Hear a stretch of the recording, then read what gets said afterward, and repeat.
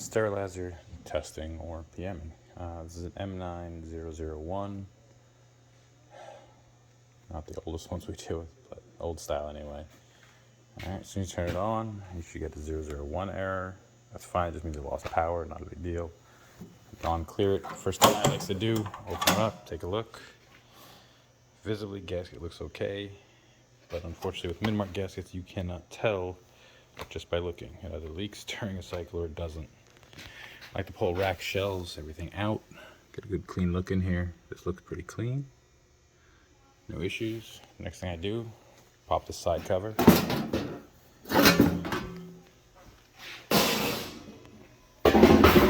We're gonna throw a gauge on there. I like to look down here, see if there's any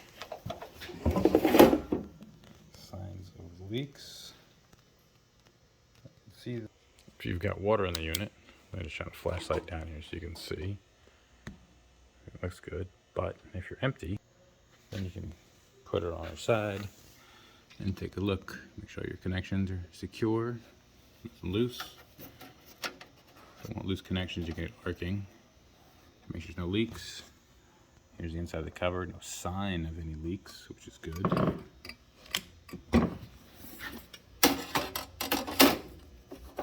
Next up is to put water in the res and inspect the res.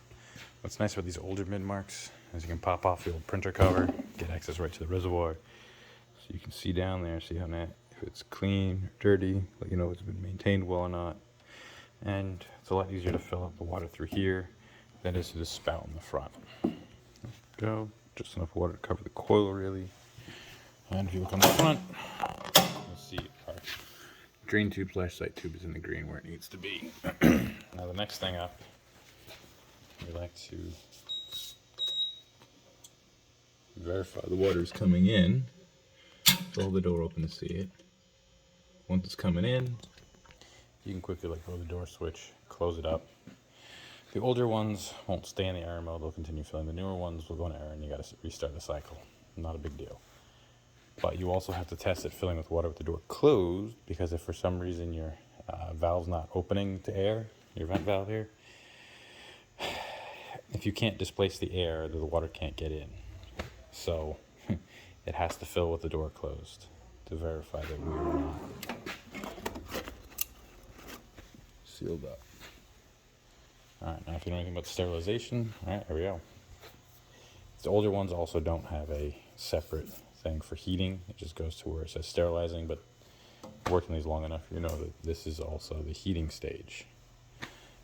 You'll know when it goes into sterilization because your pressure down here your temp up here will change the time.